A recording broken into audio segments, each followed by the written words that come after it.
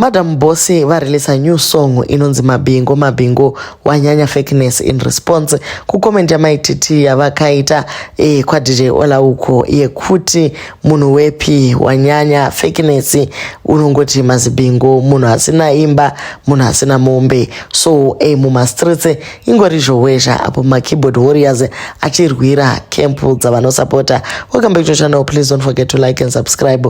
Kubva zvatanga noizi manetizens anga akangomirira kunzwa kuti Madam Bossy vachazoita respond kunyaya iyi since maititi vanga vataura pati musikana akagara pasi ndokubva anyora song yake Mabingo wanyanya fakeness unogoda kushamisira neiko iwe usina mombe iyewo kumcheto anozoseka zvake wati usatangane nehipo usati wakrosa rwizi unokuvara so pane kamuka kusotesana kari panziyo iyi uye it is out there yakutorova machallenges sezvakaitika pana Beyonce wekutemo iko zvino ya Mabingo internet ichirira naMabingo maititi vadecide kunyora post yavo asi papost iyi pabva pangowinzwa nyaya ya Madam Bossy zvakare ndobva vatoitwa draw into the conversation zvaita kuti Madam Bossy vazosvika pakuanzana namaititi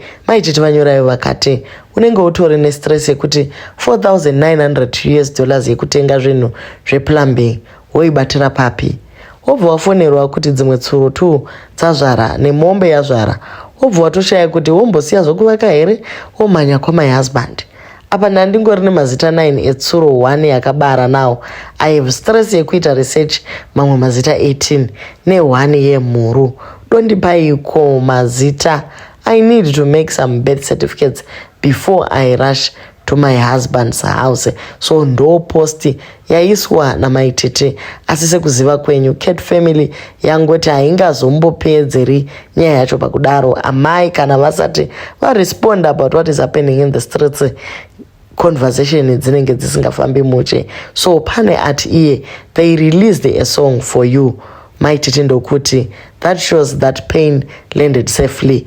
Izvi zvichingori pacomment yembudzi dzavo netsuro dzavane vana asi kana paine yakaurwa ipapo munoiti dzabo maititi ndokuti unopenga chete.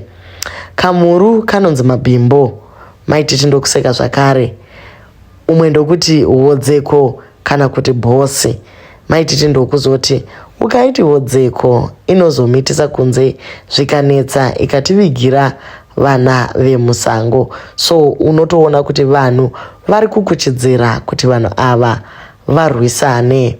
Madam Bossy responded vakati yes the pain landed my sure ndatochembera ndisina mombe birthday mangwana give me livestock please. Come to think of it who is fake kuseka nakwana kamba kana zvichibvira ngavatine dzimwe mombe dziende kudema please dzawandisa mombe idzi isi kuno kuHarare hatina space. Kumitisa kwakasiyanei ne15 husbands so ndiko kumitisa kwangonuku izvezvi vari busy kufonera vanhu hanzi hamuna manudzi aya here makazodii ndokupai 20,000 rands. Tell them don't worry don't finish your money achabuda hawo kana nguva ichinge yakwana. Vazowedzera zvakare Madam Bossy vakati akawaka believe in your own lies darling tagara tinokuziva. I will never say anything bad to your husband. I respect him so much. Thank you, Budi, the only person who tolerated this nonsense. I will never insult your kids. They are very special and have a good future ahead. Tingapinza vana here pamafights echemberedza gumana. Love you girls. Sorry wawina kwacho. Magara ndimi number 1 ka. Otherwise Mabingo landed safely. Tisara uchihumana wega. Rega ndimboenda kubasa. So guys ndo response yabva kuna mai dzabo vati ivo atitukani nezvevana kana tichinge taita conflict kokuipedza tiri vairi kokupinza vana ngoni nezvimwe zvakadaro is that necessary. Manetizens ari kuti iwo mukadzi uyo ndo rombe remarombe ese toda kunyatsa kuudzana chokwadi chizere not because I'm Tim Tyra but with the economy going down like this in Zimbabwe unodawo macompanies anokupa basa kutobatsirike. Zvino kana uchidai really unopiwa naniko basa? Ngoni Nguri akabvira kuti ane vana kunze varipiko. Inga Dzabu akafanana na Ngoni. I remember mwana wake paakaburitsirwa manudhuzi. Taira aitotuka vanhu kuti siyai mwana because she knows the impact of it. Iye panotukwa vana vaTaira anenge aripo ari busy nemacomments. Felicitas, let me tell you one thing chausingazofe wakaudzwa nezvibonga zvako zvimadofo zvimalimpopo border jumpers izvo uri kuzvinetsa nekutambisa nguva yako chekubhadhara vanhu mari dzavo. Uri kuda kusiyira vana vako ngozi. Taira naNgoni a million miles ahead of you. Iwe unozviziva wega. Mombe zvese netsuro zvekwamusana izvo. Gilbert haana kana hwani zvayo. Ndati hwani zvayo. Gilbertwo ritoriwo rombe rinorarama nemabenefits ekuchando. Felicitas, itapwe. I'm challenging you right now today kuti upindure tikande zvese. Ndati zvese even zvekwakandiya donatsi. Unofarisa iwe. Hausi kudzingwa here paspa apo right now nekusabhadhara marent house. Iwe unoziva Taira ane dzimba not imba, but you believe your own lies. Ndevamwewo avo vari kuratidza kuti vanoziva kuti maitete vari kudzingwa kuspa. Vamwewo ndokuti hey, it's akawo for me. What I know Taira mashoko ekukaudzawo anawopo, but anotoona kuti she can't compete with a fool.